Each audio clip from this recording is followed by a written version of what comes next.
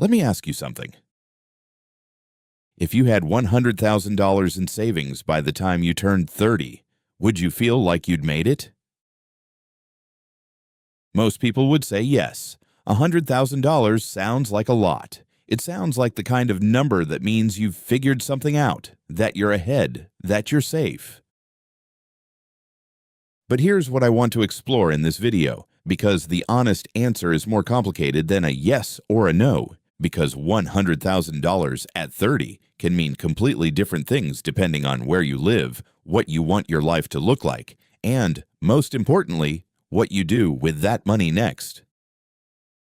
So in this video, we're going to put that number under a microscope. We're going to look at what $100,000 actually buys you at 30, what it doesn't, how it compares to where most Australians are at that age, and then, the part I think is most important, what you should actually be doing with it if you have it.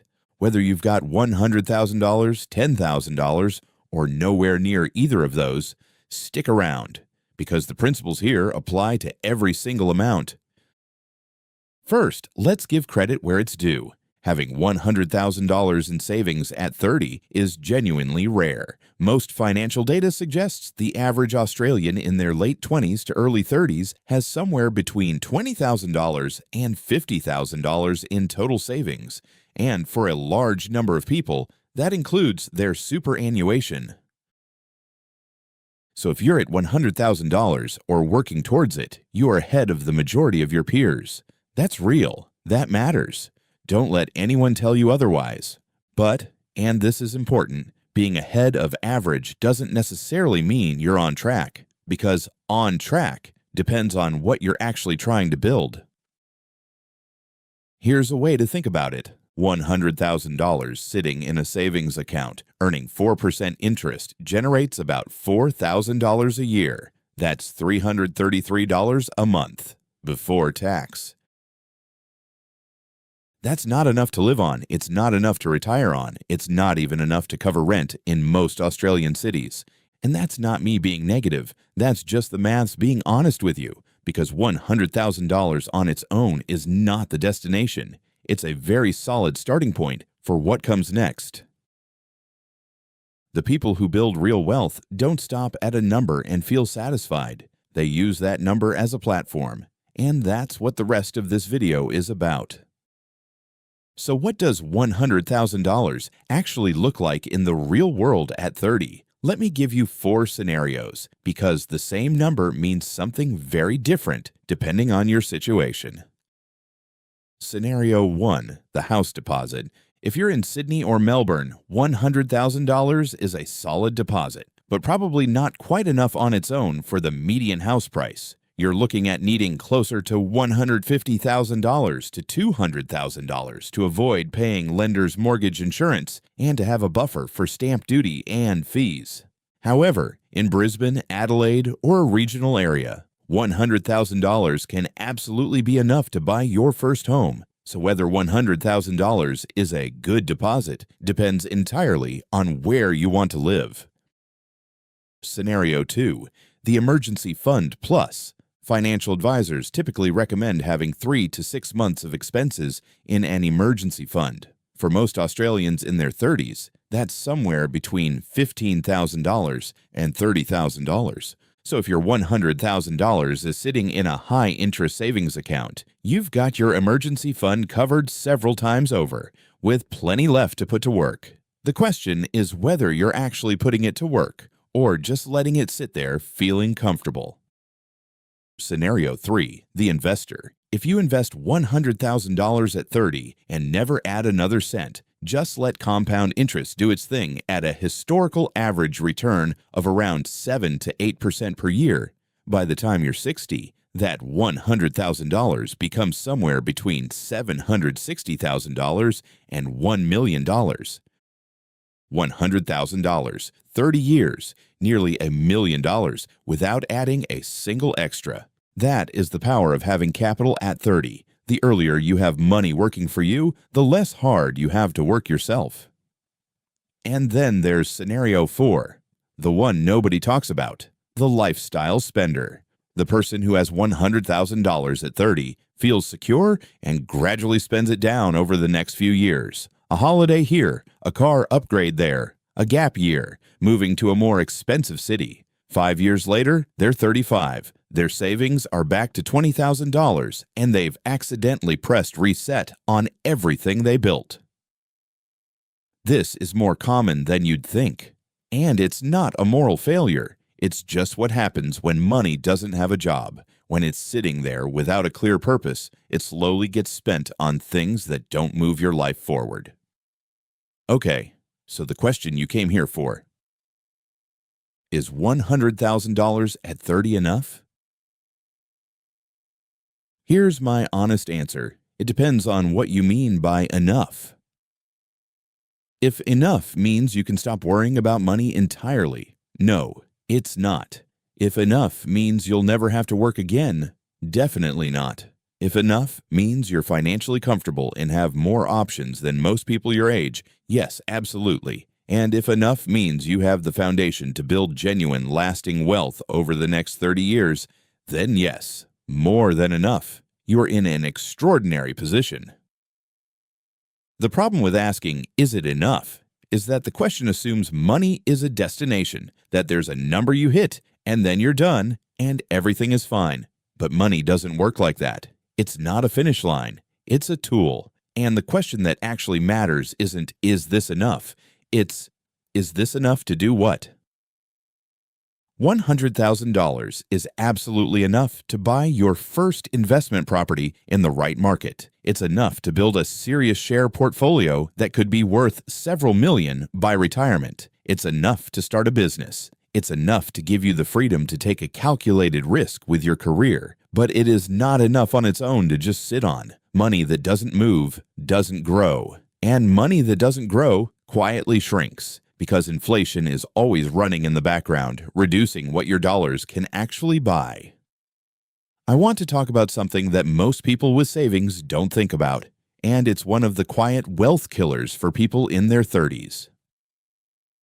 Australia's average inflation rate over the past 30 years has been around 2.5 to 3% per year, which means that every year, the things you need to buy cost roughly 2.5 to 3% more than they did the year before. Now, if your $100,000 is sitting in a savings account earning 4% interest, you're ahead of inflation. You're earning more than inflation is taking. Good. But the moment interest rates drop, which they do regularly, and your savings account is only earning 1 or 2%, you are losing money in real terms. Your balance says $100,000, but what it can buy is quietly shrinking every single month. This is why wealthy people don't keep large amounts of money in savings accounts for long periods of time. Not because savings accounts are bad, they're excellent for your emergency fund and for short-term goals, but as a long-term home for significant wealth. They're not built for that. The historical average return of the Australian share market over the past 30 years, including dividends, is somewhere around 9 to 10% per year. That is more than 3 times what inflation takes, which means every year your money stays invested. It's not just keeping pace, it's building a lead. The question is never really savings account versus investment. It's about giving each dollar a job that matches the timeline you need it for. All right, so let's say you're 30 and you've got $100,000, or you're working towards it. What should actually happen with that money? I want to be clear. I'm not a financial advisor, and I'm not telling you what to do with your specific money. What I can do is walk you through a framework that a lot of financially successful people use, and you can take it to a professional to figure out what it looks like for your life. Step 1. Lock in your emergency fund first. Before you invest a single dollar, make sure you have 3 to 6 months of living expenses in a high-interest savings account, completely separate from everything else. Do not touch this money. This is your foundation. It's what stops a job loss or a medical bill from forcing you to sell your investments at the wrong time. For most people in Australia, that's somewhere between $15,000 and $30,000. Set it aside. Don't feel guilty about it sitting in a savings account. That's exactly what it's there for. Step 2.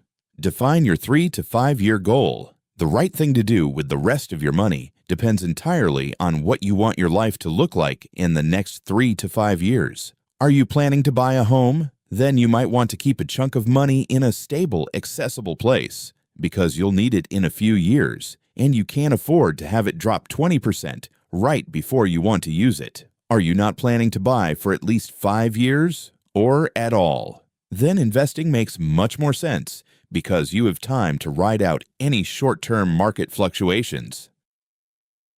Your timeline changes everything. Money you need in 2 years behaves very differently to money you don't need for 20.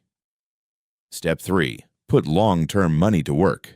Whatever is left, money you genuinely don't need for 5 years or more, should be working harder than a savings account can make it work. For a lot of Australians starting out with investing, that looks like broad market ETFs, funds that track the whole Australian or US market rather than trying to pick individual stocks. Low cost, low effort, historically strong returns over the long term. You don't need to be an expert. You don't need to watch the market every day. You set it up, you keep adding to it regularly, and then, honestly, you try not to look at it too often.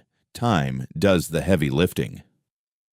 Step 4. Don't forget your super. This one is uniquely Australian and genuinely underused. If you're 30 and you have surplus income, making voluntary contributions to your superannuation is one of the most tax-effective investments available to you. Contributions are taxed at just 15% compared to your marginal income tax rate, which could be 32.5% or higher. That's a significant advantage most people aren't taking.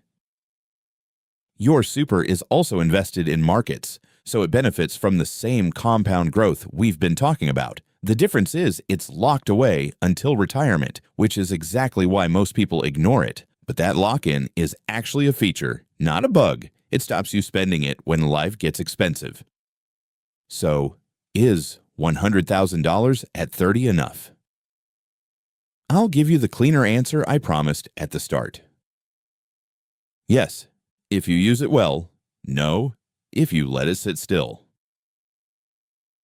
$100,000 at 30 is genuinely impressive. It means you've already done something most people your age haven't.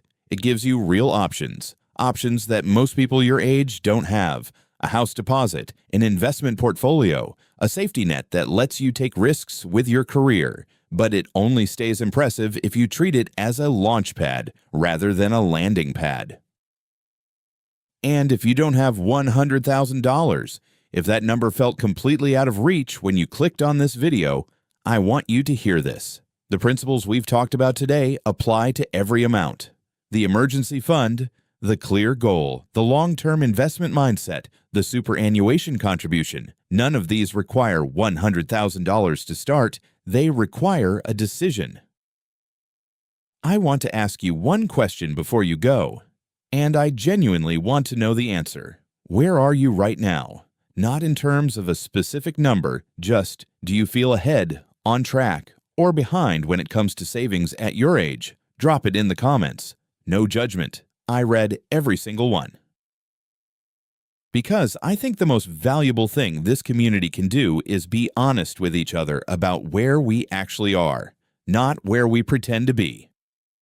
If this video helped you think about your money differently, even a little bit, hit subscribe. New video every week. And every single one is built around one goal: making personal finance make sense for real people. I'll see you in the next one.